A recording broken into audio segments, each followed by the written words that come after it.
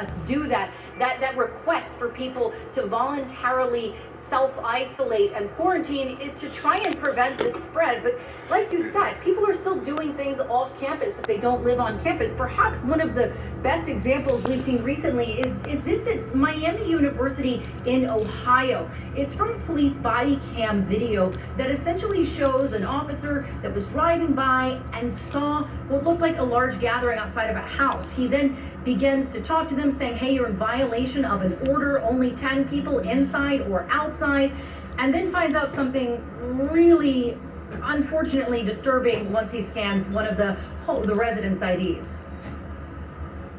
I've never seen this before. There's an input on the computer that you tested positive for COVID? Yes. When was this? This was a week ago.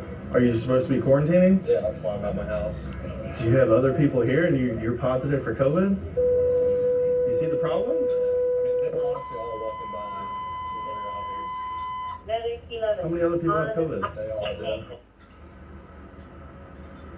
Yeah, so there were 6 students from Miami University in Ohio who were cited for violating that mass gathering order in the city. That's a fine of at least $500. Fred, we talked to Miami University. They wouldn't go into the details what's going to happen to those students, but did say that violating quarantine or that mass gathering ordinance would cause them to face disciplinary action. Wow. All right, Diane Gallagher, thank you so much for that. So it must be, pretty baffling for any local or state leader who has been trying to convince people to wear face masks and then hear this portion of the recorded Bob Woodward interview with President Trump. Now it's turning out it's not just old people, Bob, but just today and yesterday some startling facts came out. It's not just older Yeah, exactly. young people, to plenty of young people. Well, I think, Bob, really, to be honest with you, Sure, I want you to be. I wanted to always play it down. I still like playing it down. Yes, sir. Because I don't want to create a panic. I want to bring in now Kelly Girtz. He is the mayor of Athens, Georgia, and has been critical of the Georgia governor, Brian Kemp's battle against local leaders being able to enact face mask rules. So, Mayor, good to see you. Your reaction to what you were hearing coming from the President of the United States. It's frustrating to the extreme, Frederica. I really appreciate you having me on. Local leaders are doing everything we can in Georgia to contain the spread. We certainly are asking for smart individual behavior, but we also have to have smart institutional behavior, and that means statewide and nationwide.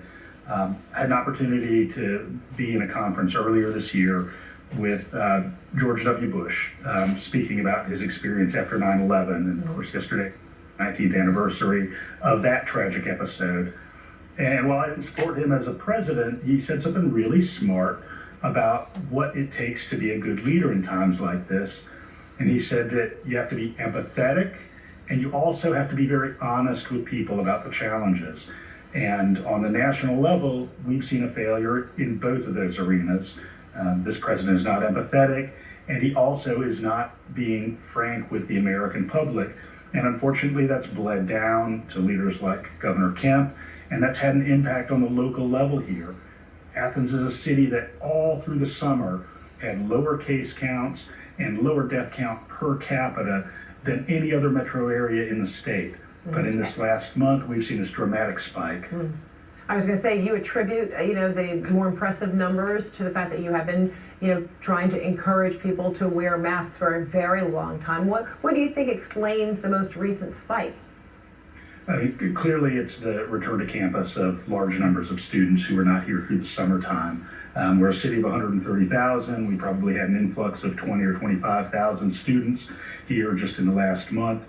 And of course, it's being replicated across the country. You see it in Oxford, Mississippi, in Columbia, Missouri, and Pullman, Washington, other metro areas that sadly are on this rising case count spike in recent weeks. But again, what we need is coordination. We need state leaders and national leaders who will say, we need some common restrictions, some common understandings of what is good. Here in Georgia, the size restriction, even on an interior gathering, is 50 persons, much too high for the circumstances here. While you have been firm about advocating for people distancing and wearing a mask, that is your city of Athens. With the University of Georgia, being Athens is its home. Do you see any real coordination, successful coordination that you might be able to have with the campus leadership? I've been in constant contact with campus leadership, and of course they're guided by statewide leadership. And if you compare them to, say, some of the institutions and communities that have had much lower case count, they're simply allowing more activity, creating an environment for more activity.